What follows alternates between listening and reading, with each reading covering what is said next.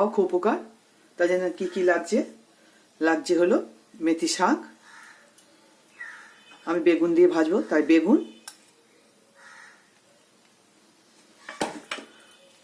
আর লাগছে নুন, তেল আর হলুদ, কালো জিরে শুকনো লঙ্কা, কালো জিরে শুকনো লঙ্কা। কিভাবে বানাচ্ছি দেখুন।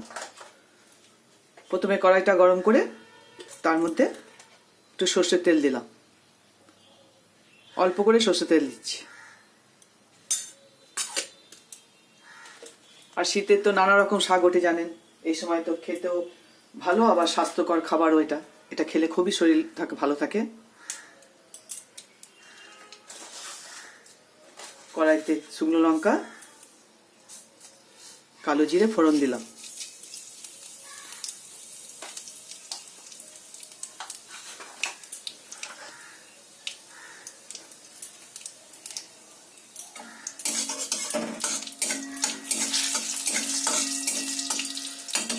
এটা হয়ে গেলে এবার দিয়ে দেবো বেগুনটা। কালো জিরে আর শুকনো লঙ্কা ভাজা হয়ে গেল, এবার দেবো বেগুনটা দিয়ে দিচ্ছি।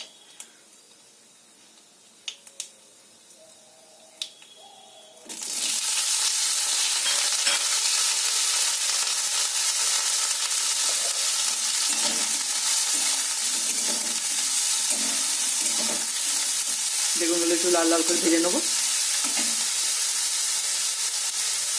এর মধ্যে দিলাম হলুদ, দিলাম নুন। খুব সিম্পল, খুব তাড়াতাড়ি হয়ে যায়, এটা খাওয়াও খুব উপকার, স্বাস্থ্যকর খাবার এটা। এই শাকটা খুবই উপকার খাবার।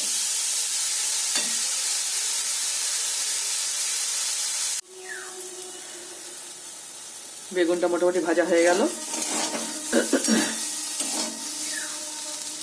এবার মেথি শাকগুলো দিয়ে দিচ্ছি।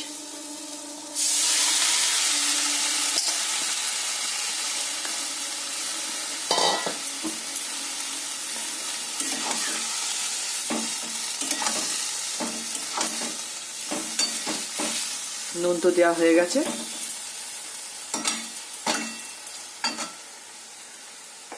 নুন দেওয়া হয়েছে, একটুখানি সামান্য একটু চিনি দিই, সামান্য একটু চিনি দিলাম ব্যালেন্স করার জন্য মিষ্টিটা।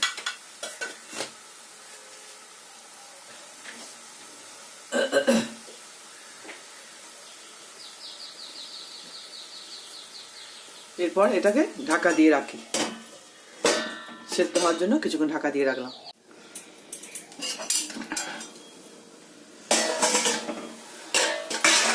শাক ভাজাটা হয়ে এসছে, ঝরঝরে না করলে তো খেতে ভালো লাগবে না, শুকনো শুকনো করে হয়েই এসছে।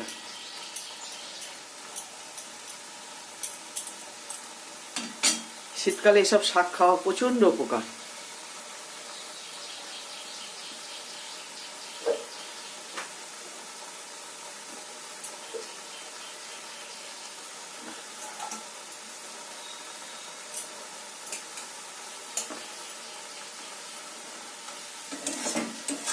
হয়ে গেল,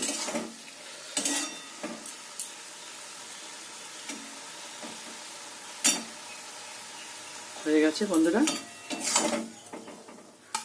মেথি শাক ভাজা।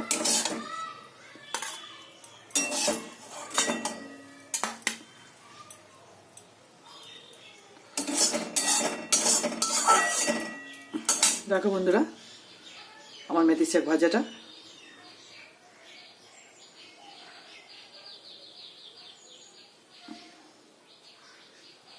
রেসিপিটা খুবই সহজ, আপনারা করে খেয়ে দেখবেন একবার।